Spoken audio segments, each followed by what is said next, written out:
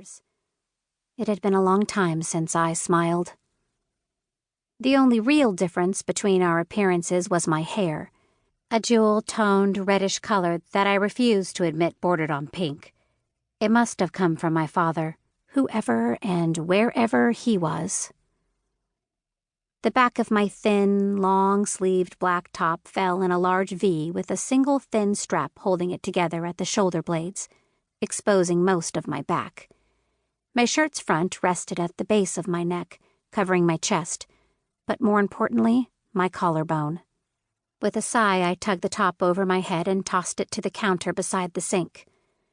The black glitter in the stone matched that of the bar top, contrasting my shirt's faded black fabric.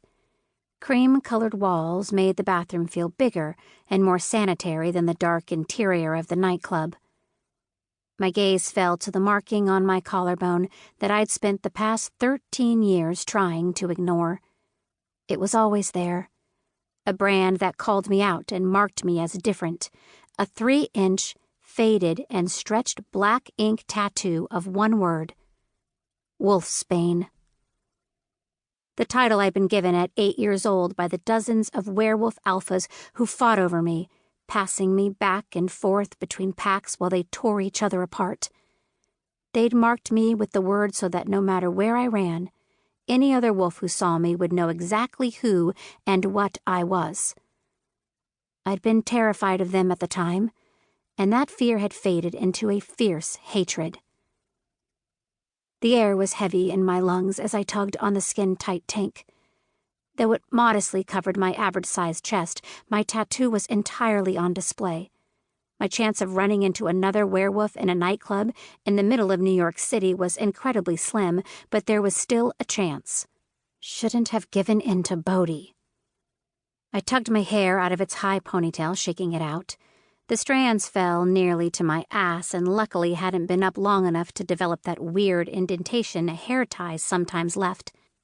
After arranging the hair to cover my tattoo as well as possible, I left my own top in my locker and went back to the bar.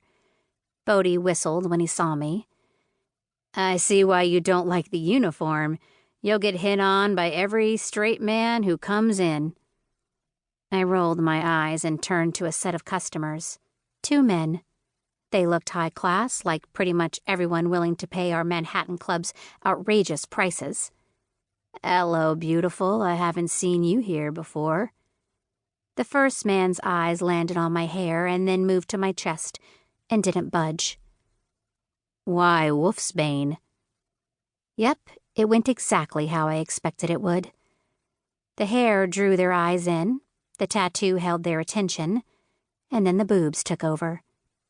I usually work nights, and that's personal. "What can I get you?" I took their orders and then left to get their drinks before they could ask more questions. "Told you." Bodhi grinned, making one of the drinks while I made the other. He handed it to me and I brought them back to the men. The one who hadn't flirted thanked me and went to grab a seat in one of our booths, but the flirty douche canoe wasn't getting the message. He slid me a folded $100 bill across the bar, and the corner of his lips lifted in that practiced smile all con men have mastered. Little did he know he wasn't the only one skilled at playing people.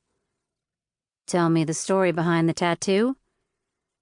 I picked up the cash and glanced at it, feigning carelessness before glancing back at the guy. He was looking at my boobs again. That was annoying.